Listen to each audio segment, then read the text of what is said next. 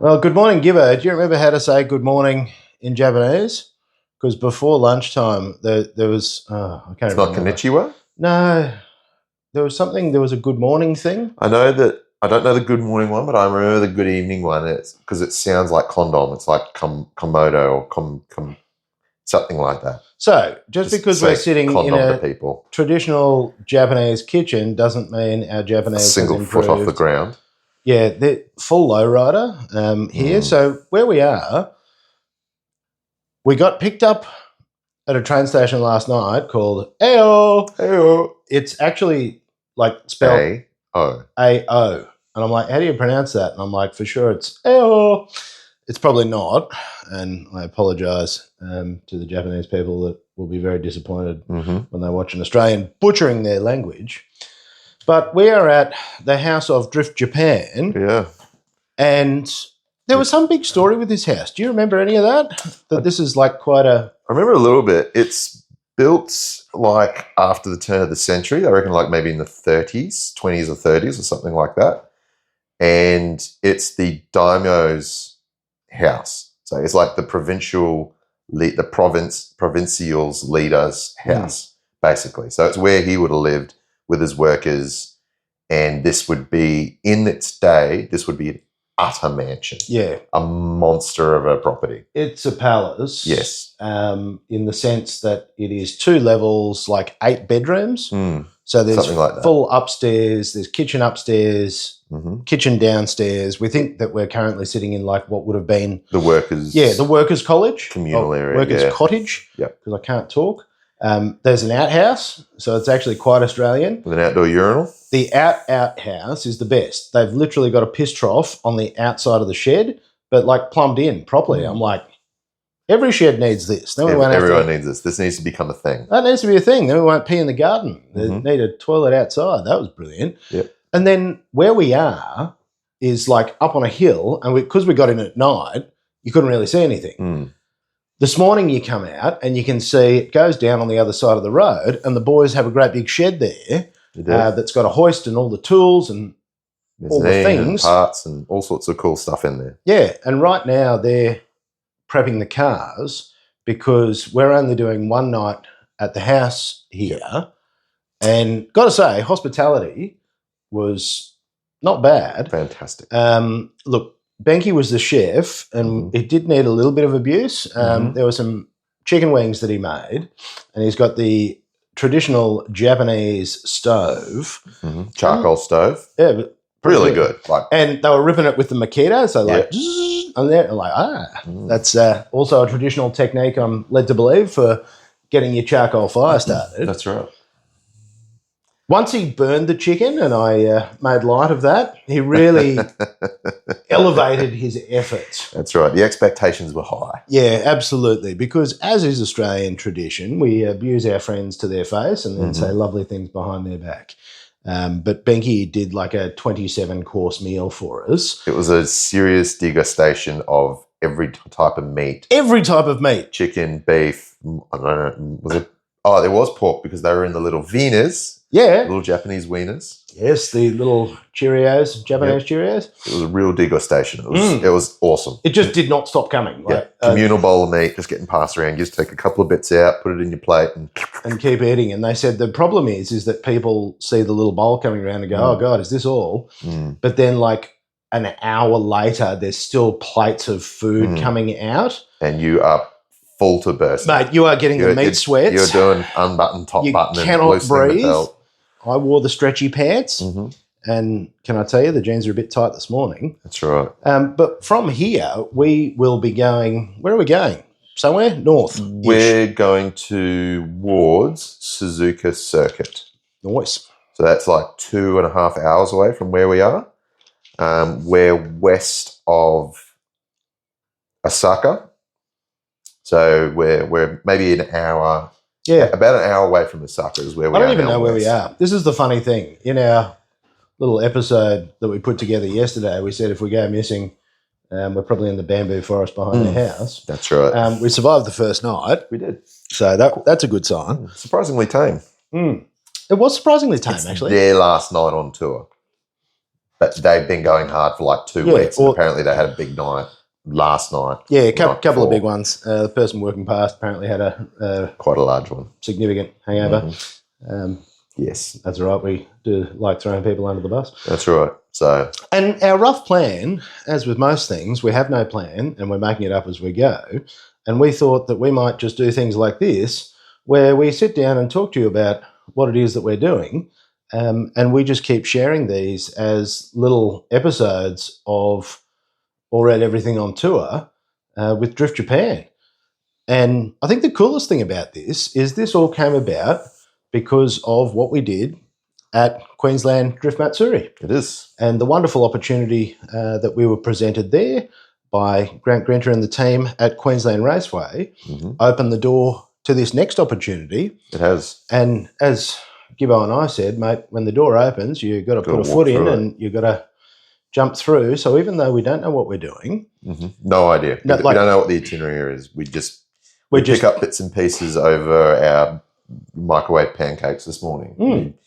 We just go with and the flow. Little chicken things.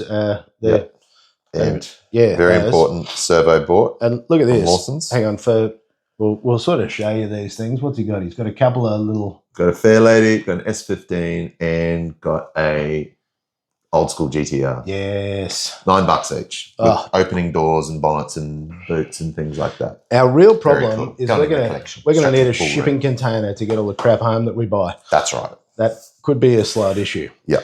So we will probably tootle down to the shed, and hell, we might even do something from down there so that we can show you the shed. And yeah, that'd be good to see. Yeah, we'll show the outside surrounds because it's very like this is in the movies.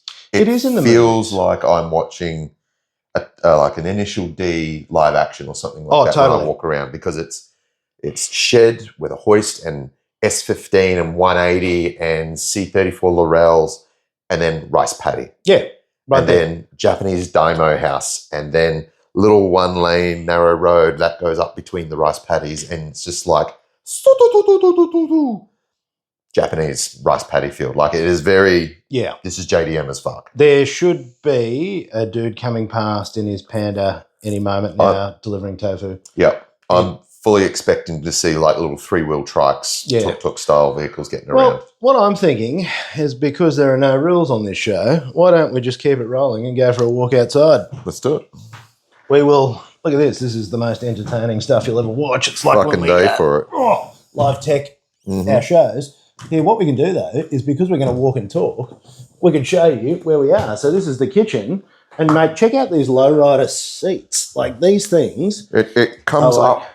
It's halfway up my calf. They're centimetres off the ground. Like, it's so low you can't even see it on the camera. It's quite bizarre. Yeah. So you're basically sitting on the floor. Let's load up here. Now, I'd also like to show you the fridge.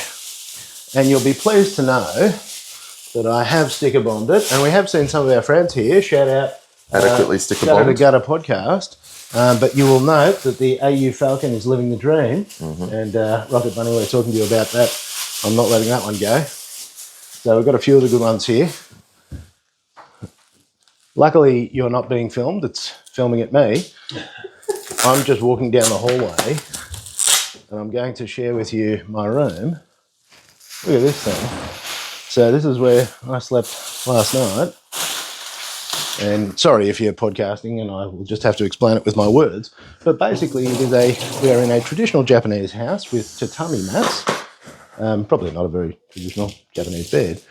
But like this house is wicked. So come on through. Righto, Gibbo, are you coming with me? I am. All right, so Mr. Gibbo's coming. He's just got to do his hair. Let's go. Here's our entry where you put your shoes on and off. Let's go for a little walk. Let's go for a tour. All right, the first feature I'd like to show you, over my shoulder, you can see somebody using the outside urinal. Speak of the devil. Speak of the devil. I was going to show people a dunny, and there it is in use. That's right. So out here, this is the front driveway.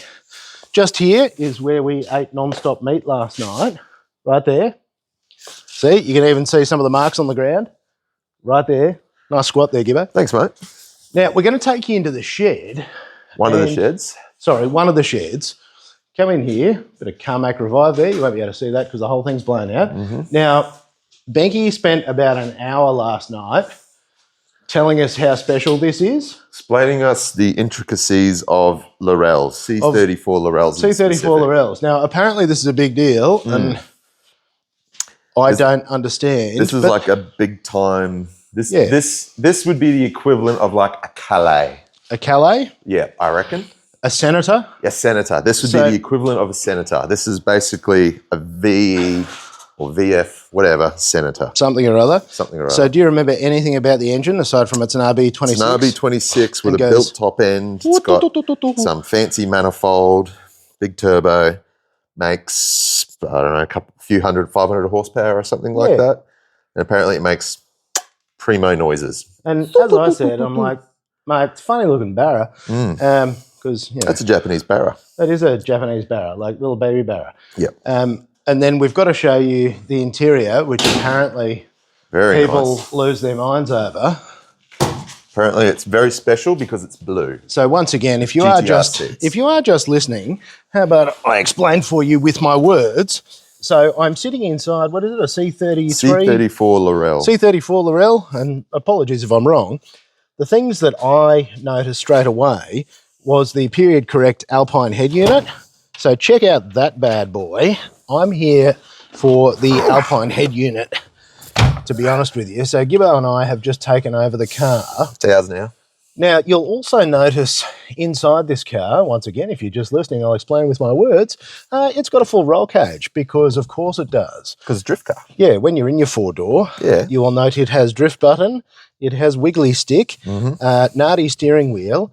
Now, it also has the wood grain interior, and apparently that clock is the clock in it. This is the Ducks nuts. Apparently, there's a Rolex one or something, and then the door cards. If you're into your Laurels, apparently the blue.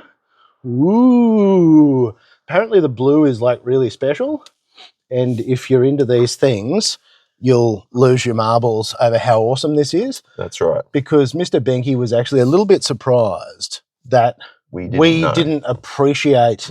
We couldn't understand what the hype was. Yeah, that like apparently we are in the presence of greatness. Yes. And we don't understand. But I guess that's part of our charm, isn't it? Maybe. We're looking at the Mona Lisa of the art world from the way it was explained to us. Yeah, we don't quite, we're not art critics. No, we're not art critics, but it does look pretty cool. I think the side-on, I think the wheels are worth a little. Yeah, the more he explained it, the more I started to see the magic. I could sort of get it a little bit more. I'm like, you know what? That is cool. It is cool. And it certainly has got, look, the drift button. I've got to tell you, that gets me every time. And the roll cage gets me every time. The little trees I'm not sure about. I don't know why we've got so many smelly things in this car. Little black ice. Yeah. I'm sure they brought that from Australia. That's a super cheap special. You've got to come and have a look at the wheels on this thing. So they're a work wheel. And they're I don't know, I'd never even seen them before. What are they called? Come and give us the description, Gibbo. See if you remember. They're red. Whoop. So the wheels are red. They are what are they? A work seeker. And like this inverted setup is apparently a thing. But you'll see it's got, lovely kit. It's very wide body. Very wide body. We were saying last night, it reminds us of like those W124's style of Mercedes vibe. Like it's that 90s square body, stancy, fender flary, deep dish Look, style it is a vibe. stancy boy. If you have a look at it from there. It's fully like one of these cars. So if you note Gibbo chucking a squat in front of that, that is fast and or furious. It is. This would go hot in Western Sydney. That'd be worth $1 billion there. Apparently it's for sale too. So hit up Benkei if you're looking for something.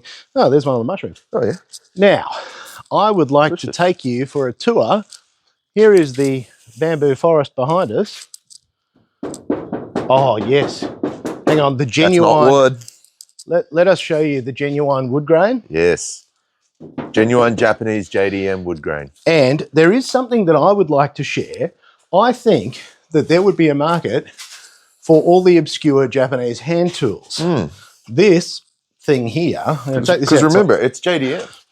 This Proper is a JDM. genuine JDM Yamada Thingamajig.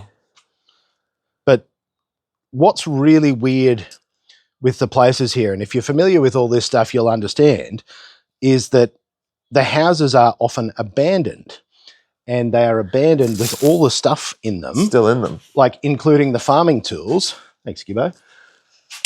And they just leave it all. Yeah, And the rationale behind that is that it's more expensive than what the house is worth to dispose of everything in these abandoned houses. Because you can't just throw everything in a skip here. Doesn't work like that. There's no tip that you can load the ute up and trundle down there and just bum everything in a hole. That doesn't exist here. Everything has to be separated and recycled and taken to special refuse places. And show us the level of recycling here. The level of recycling is unreal. So it is separate everything. Take labels off, take caps off. So you've got glass.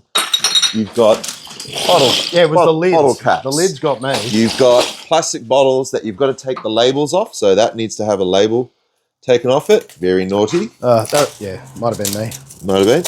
You've got cans, you've got your regular rubbish. Normal rubbish in there. Everything gets separated. So as a result, if you get an abandoned house, which you can pick up for cents on the dollar, you can't just throw it all in a skip bin. There's no big green bins here. You know, red and yellow, green and yellow recycling.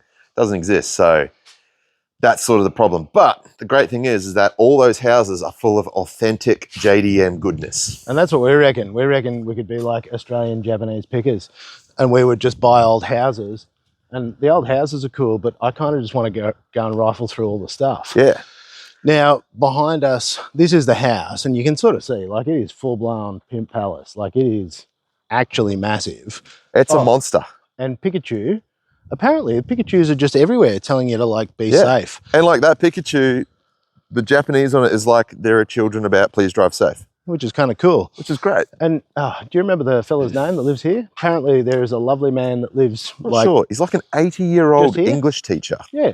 He's the local guy that speaks English, and he absolutely loves the boys. He is the only English teacher in the region. Loves his ramen. And really cool to the guys. They apparently did a Japanese lesson when they came here, because there's a couple of people over on tour with the boys as well. Crown. And we've just jumped in. I think that's a crown, isn't it?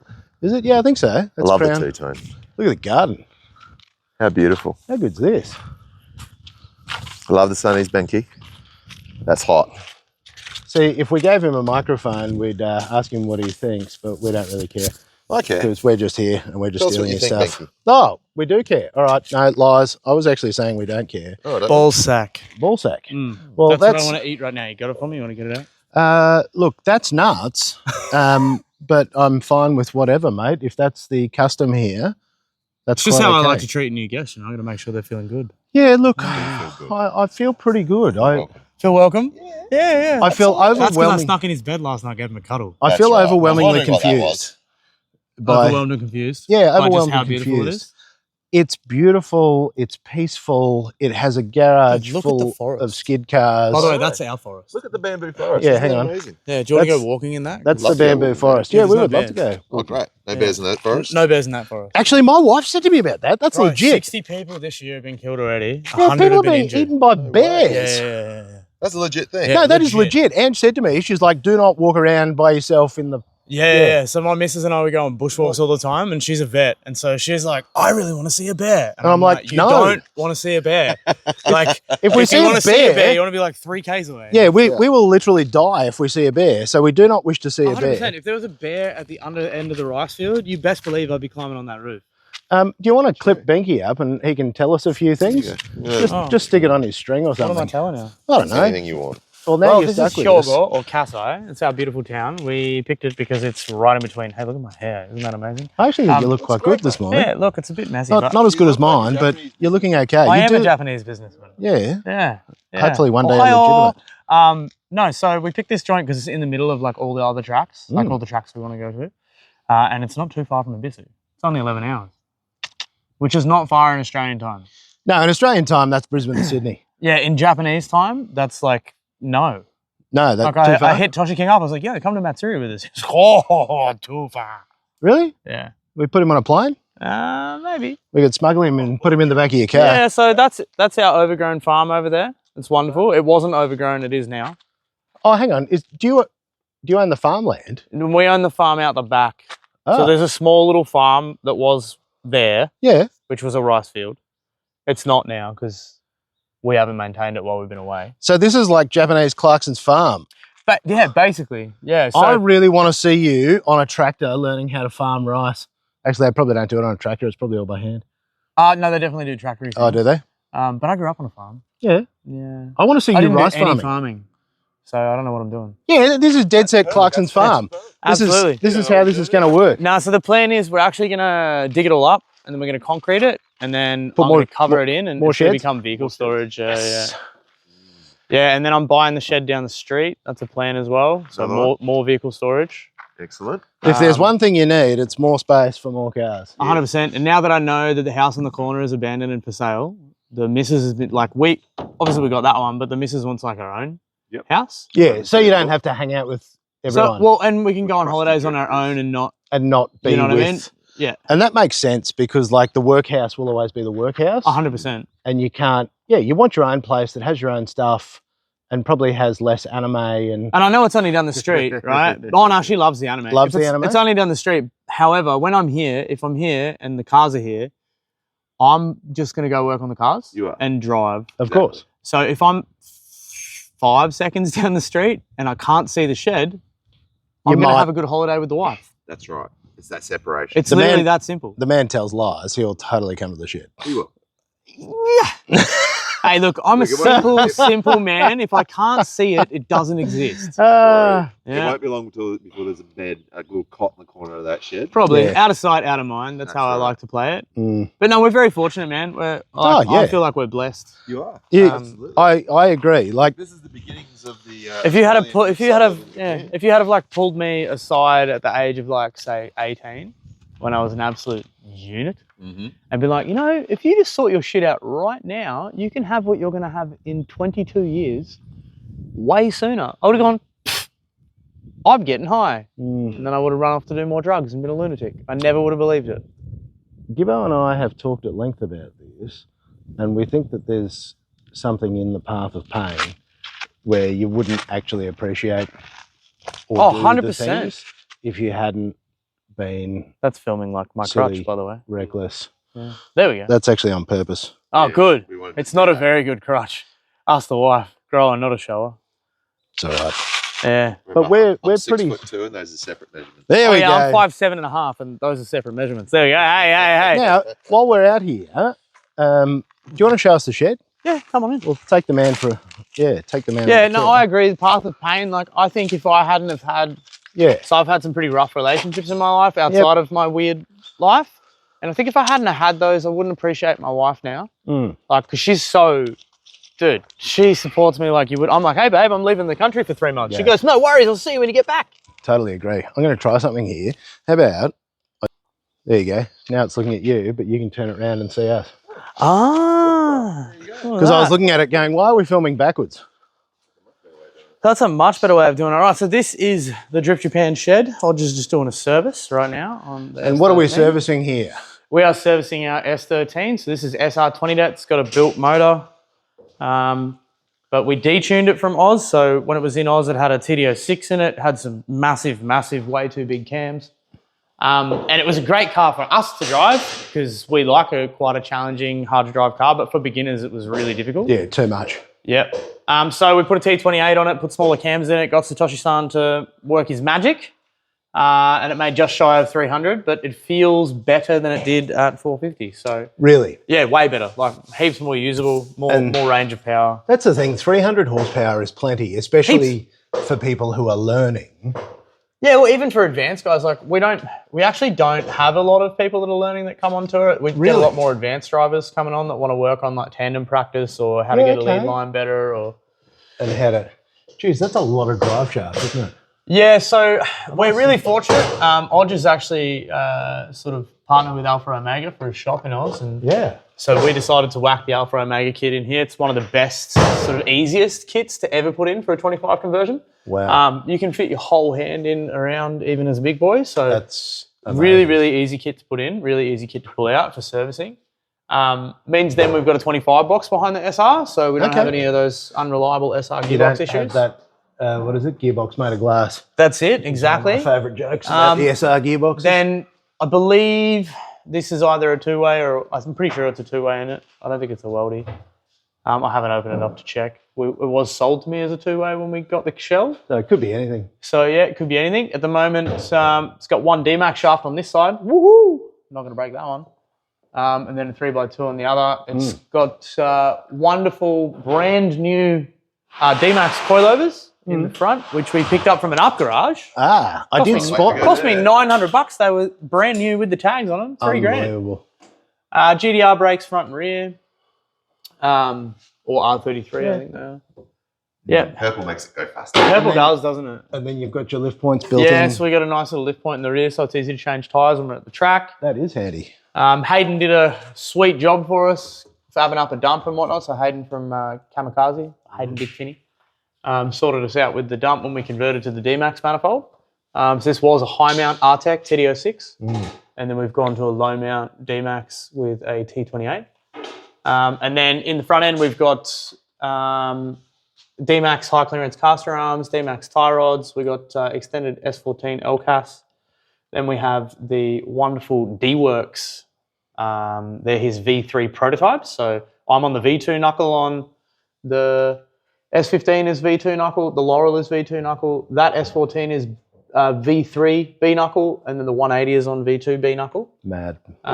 This particular knuckle made by Danny, actually, he changed. So normally when you do cut and shut, you end up with like quite a pivoted pickup point for the tie rod. And so Danny actually did a fair bit of research, figured out where the positioning for the OEM tie rod position should be so that you still have factory OEM self-steer. So this car actually feels fantastic. Loves back ears, really, really beginner friendly, but really advanced driver friendly too. Then we have got old power brace up in here. The bash plate is from, do you remember the name of the boys for the bash plate? I should remember that because they're mates of mine. Bayhouse made the bash plate. Then we got obviously power steering cooler, oil cooler as well. She's a good looking car, this one. Yeah, and this one's fantastic. Like it's fully overbuilt for what we use it for. And a very well sorted car as well. Like when you actually go through it and you explain what's been done and why, that's a proper. Yeah, well, so we built this in Oz as a full comp spec car. Yeah. And I sent it in high tech. Actually, when I got the night you commentated, I was meant to be competing in this. Gotcha. I had a slight turbo issue. So we decided I'd just drive Ben's car because we didn't want to risk this going to Japan. Makes sense. And that was a great decision because top four, that was good. Yeah, a little bit of controversy there, but yeah, right. It wouldn't be a good drift day without some of that. No, it's got to have tons of that. And then we run 08Cs front and rear, so Volino 08Cs, just super reliable tyre, gives the guests a lot of confidence, gives us a lot of confidence that the car's going to do what we want it to do. And then there's not going to be any weird sort of issues for the drivers to come across. And then Zoo Performance, they're coming in clutch. We've got heaps of Zoo Performance parts on this car. Shout out to Chase and Zoo. We're actually now Zoo Performance Japan. Look out. Yep. So we're going to be stocking all the parts and helping out all the homies to make sure they're all gravy. Mate, Drift Japan is now Parts Japan for That's Drift. it. Look out. Yep. So it's pretty cool, man. It is. The whole thing is cool. Come and show us the other cars as well. Yeah, we're very fortunate. We've got all our spares upstairs as well. It was wild when we got this. This had see the double section here. This had a mezzanine the whole way along. Yeah, right. Which would have made it a bit hard for proper hoist. Yeah, and the boys pulled it down on their own. There was some sketchy stuff happening to get it down, but it got there. It's all right. Just don't tell health and safety. This is our 1JZS15. Oh yeah. So this thing makes 405 horse. It's got a built Naprec head. This car was originally a D-Works car. So from up in Yokohama, a good mate of mine, Daniel Sinigawa, built it. Which is actually where, so he built my Laurel as well. So he reshelled my Laurel from the Abisu car and the RB26 Laurel that we have up there. Yeah, gotcha. I bought that off him as well. This is very pretty. This is actually, I don't think I've seen one this clean, but also just with the, like, it looks just bog factory. Well, it does, doesn't it? Which I think that's beautiful. Yeah, look, there's a big similarity between, I think why I really became quite good friends with Danny back in the day is because Danny's one of the few guys in Japan that has a really sort of Australian or American sort of build style. Gotcha. So he uses really high quality parts, good AN fittings, he's got good welds, and everything's sort of put in to be as OEM as possible, but still look really schmick. That's what I'm really loving about this. Is how tidy it is, how clean it is, how neat all the work is. Because one of the things I mentioned on your Laurel is I'm like, geez, kill for some powder coating. Like there's a whole heap, certainly in the way that I've learned to do things, and rightly or wrongly, I do love a bit of bling. Yeah. Like the manifold could have been powder coated in the Laurel and all that jazz. I think with the situation that Danny was in at the time when he rebuilt that car, like I said to you, it had a 650 horsepower built RB in it. And when that let go, a bit of his heart let go. So I think when he put the new motor in, he was just, he was like, I can't take it too far because it will hurt me too much. It's still pretty neat, but it's just not. Oh, no. Whereas, and look, I'm splitting hairs and it's art, mate. It's all art. Yeah, 100%. And it's, the eye of the beholder. But there's something about this that does tickle my jimmies. It's fantastic. It's a great car to drive. The D-Works knuckle on this feels really good. We're going to put on 17s to How's give it your a bit weight more balance? lock. Is that fantastic? Yeah, not much heavier. Look, it is a bit like ideally you want to go much heavier springs in the front. Yeah. Just to make it sort of handle a bit But better. like these are still, you look at them and Gibbo, if you want to even just bring the camera in here, like this isn't a drift car. That's too nice. Yeah, it's a street car. That'd be a gun street car. 100%. And the sort of, I guess the thing we go for with our guests is we want them to feel like they're getting in something that they potentially might not get at home. Yeah. You know what I mean? Well, mate, a clean S15 is absolutely something you won't get at home. Yeah, especially not with a 1J in it that gets drifted as hard as this does. Pillaged. Yeah. I think that's the thing is I watched videos of this last night and people were absolutely pantsing it. Yeah. Actually, I saw you in it, Odgers. You're not a man who's jumping in front of the camera in a hurry, but I saw you absolutely fucking sending this thing. You could see it was right out on its limit and you've got it out as far as you can go and then just snapping it back the other way. TKL needs to be on control because it goes uphill quite aggressively. Is that what it is? That bit that's coming up. It doesn't quite look it on camera, but the hill is aggressive. So if you don't accelerate up the hill. Okay, so if you don't come in as hard as you can, 100%. there you go. TKL. And look, because we are doing this pretty loosely, we actually just started talking and didn't give the man a mic. No, but what Odge was saying was that essentially TKL, it's an uphill track. It's very demanding track surface as well. So you have to be full commit to get it to go up the hill. Gotcha. And obviously Odge is no stranger of full commitment. So. And I did watch that. I watched that in his driving style where he was pumping it into that. You could see that it was a very aggressive 100% entry and it was just power down to get it round. I could also see how that could go horribly wrong. Oh, yeah, it can. Yep, we've definitely, we had a customer go into the wall in the 14 a couple of years back.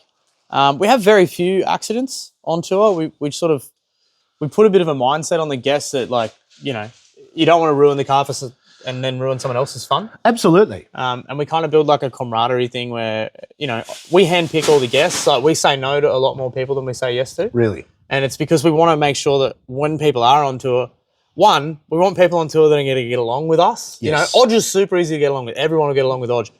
Some people hate me from the first second I open my mouth. And that's just because I'm a bit of a different cat, right? So I like to try and speak to everyone on the phone and then make sure that, one, they're okay with my type of personality because you don't want to come on a trip for 2 weeks if you're with someone that you hate. Yeah. And you go, what a fucking... 100%. So, and we haven't had that yet. But it's all because we have a screening process. We go through multiple different phone calls to make sure that we've got the right guests.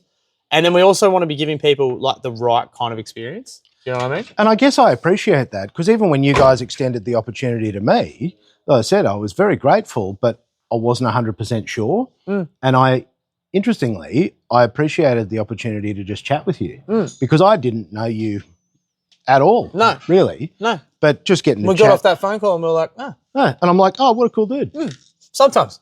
Yeah. Sometimes you get off the phone and they're like, who's that dickhead? And go, what a fucking idiot. Yeah, absolutely. No, that's what I say to your face. But it's actually really lovely and the whole thing just feels welcoming and easy. That's the plan, yeah. Which is really nice. It's the same with the way we set the cars up. We want to make sure they're nice and easy. And so they will have two ways. They have, good suspension, good lock kits, solid brakes. This is Odgers S14. Because, talk us through this bad boy. So this is the bad boy. So this is the bad boy. Yeah, this is probably the best performing and best driving car we have in the Really? fleet.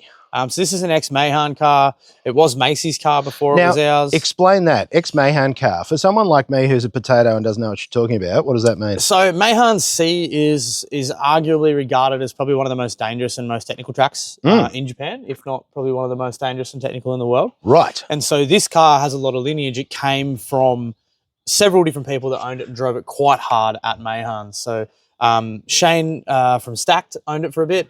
Macy owned it for a while as well. And it was a absolute weapon of a car in that state. And then we got it and made it better. We put better coilovers in it. We did more work to the motor. We put the D-Max Manny on it. We got it tuned by Satoshi. And we put the V3 knuckle in it. And it is stupendous. Two-way diff.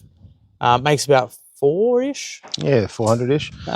What I really like, and when Gibbo comes back with the camera, you got to get a shot of that little overflow into the Kieran beer can. Hey, look, we like to recycle. And look, I have noticed, we did actually show in this discussion earlier, we did go through the in-depth recycling program. Ah, yes. Because it's very in-depth. We are focused on the details of Drift Japan. Yep.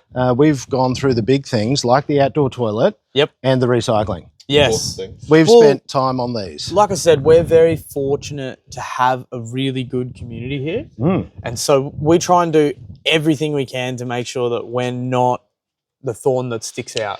You know, like Japanese culture is very, you know, don't be the long grass. Yes. And so we want to make sure that while we're here, we contribute to society. We make sure we do the cleaning bees. We take the recycling and the rubbish really serious because they do. You know, and we're very fortunate to be able to have this. And the last thing we want to do is, and you got to tell me, because I couldn't recall his name because I haven't been here long enough. Shotan, our neighbour. Your neighbour. Shochan is amazing. Can you please tell us about your lovely 80-year-old neighbour? Yeah, so we got this wonderful 81-ish, 82-year-old neighbour, Shochan, lives over there. Man's up at 5 every day, goes for a run, goes for a pushy ride, goes and gets his paper, then he goes and plays golf, and then does whatever else he can. He teaches the kids around here English, so he's the local English teacher. And he teaches us Japanese. We all went and did a little Japanese lesson on Sunday at his place and sat there and learned some Japanese. I don't remember any of it at all. Reflexes are on point today. That was Ninja. Yeah. You're a dad too, aren't you? I definitely am. Because I was going to say, that is dad reflexes. The speed of that, you saw it falling and you went, bam, didn't even look. No, dad reflexes, I think it's climbing actually. Is it? Yeah, lots of rock climbing. I've got we're going to go for a climb on the way up, I think. Really? Yeah, I'll introduce you to it. I think it could change your life. I have no doubt. It's the best thing you'll ever do. I have powder weight issues. You should be fine. Much like when I go go-karting. It doesn't matter, mate, I can steer the shit out of that because I'm fucking, $110. Yep. I will never be faster than the blokes who blow over in a light breeze. 100%. I'm so light. It's great. Back when I was in my under 70 kilo era, go-karts were amazing. No one beat me. Last time I was under 70 kilos, I think I was 16. You're tall. I'm so short, I have to say the half. 5'7" and a half. Yeah. See, if you're 6'1" and a half, you don't tell people, yes, I'm 6'1". I don't even tell people how tall There you go. I See? just look down because at them. you're tall. Yeah. I have this theory in life. There's 3 types of men, right? You got short men, you got mediocre tall, and you got tall men. Mediocre tall, you're like in that range of like 5'10" and a half to like 5'11" and a half. You're not quite 6 foot. Not quite 6 foot, didn't get it. And so therefore you still possibly have a little bit of short man syndrome. Gotcha. Yeah, because people can still look down on you. Whereas when you're super short, or super short, that's where like hectic short man syndrome comes in. But I'm like in that medium era, I'm only 2 inches away from being average height. There you go. Yeah, which 2 inches is a lot, some would say. Mate, you're in the median, aren't you? You're right in the bell curve there. I love it. So we'll move on inside the interior. Yeah, let's have a look inside this one. Because this thing's... Gibbo, because you're up on one of the race transporters. If one thing Odgers has, it is definitely style. Gotcha. And a lot of what Odgers sort of done in his sort of career and has influenced me as well. That's why the Laurel is sort of good nowadays instead of me having a beater. So, because, you guys are not beater style. No. Like, drifting to me has always been good from far, but far from good. No, we try and make it good from good. It's unusual to see, particularly cars that are like getting the shit beat out of them with comp and, these cars have had real lives. They're not things that have been babied. Yeah, you keep making looking the mint. Yeah, we try to, man. Like, Odgers always said if you're going to do anything, you got to do it to the best of your ability. And I agree with that as well. It's something my dad's always said to me too. Yeah. Like, don't half-ass things in life. Yeah, don't half-ass it when you can full-ass it. 100%. So we use really top quality products like Cusco cage in the car. We've got obviously the Works Bell quick release just because they're super groovy. Oh, that key will be a bit. Yeah, there we go. That's good. There you go. Look at that. Stop it beeping since No we're beeping. recording. Yep. And then obviously we fill it with nice gauges, nice computer. We want to make sure that, you know, the guests have an eye on temps and all that sort of jazz so there's no issues. Things where it can go horribly wrong. 100%. And then we want the outside to look good because we want the people driving it to feel epic drifting. But that's it. Like, this car looks sick. It does. Like, you'd be proud to own this. Yeah, it's a sick car. Because it looks sweet, wide body, Yep. on its guts. It's had a hard life, like, but it's still pretty. Still a cool car. For what it goes through. Like, this thing's hit the wall at Mayhan numerous times. Like, So how many cars are we taking up to Ibisu? 4. We're taking 4 cars to Yeah, Ibisu. so these 4 that you can see right now. How do you load 4 cars up? I can't even figure this out. How do you take 4 cars? 2 trucks. 2 trucks. So one goes on the bottom, So one goes on the top? bottom, one goes on the top. Yeah, right. Why do we not have these at home? They're illegal. Are they? Yeah, so they're really expensive to get complied. I'll take you really? through that in a minute. Hey, sexy man. Thank you very much. You absolutely delicious. I don't know if you're a virgin or not. Nah, I'm a virgin. Thanks. There you go. That's a nice. It's actually really good. Yeah, so essentially, where were we going with that? What were we asking? Oh, the trucks. I don't Yeah. even remember. Oh, yeah, I was asking how we get the cars and then asking, They're illegal at home. yeah, these sweet things. Why are they illegal? So What's wrong Australia's with retarded, that's Well, why. But you can bring them into Australia. It's a really convoluted process. So in Japan here, you've got to get someone Yeah, that's... but you can bring them into Australia, but they'd be no good to you because you can't fucking load 2 cars on it. You'd get pulled into a way bridge Yeah. and get absolutely fingered. The second No, you well, do it. that's... So I will explain, because there is a way to do it. So there's one company in South Australia. What you do is you get a company here to disassemble the rear off the cab. So the whole mechanism comes off the back that Right. is your actual lift, right? And so it goes to a standard flatbed. So once it's a standard flatbed, you can import it. Then you import the 2 pieces.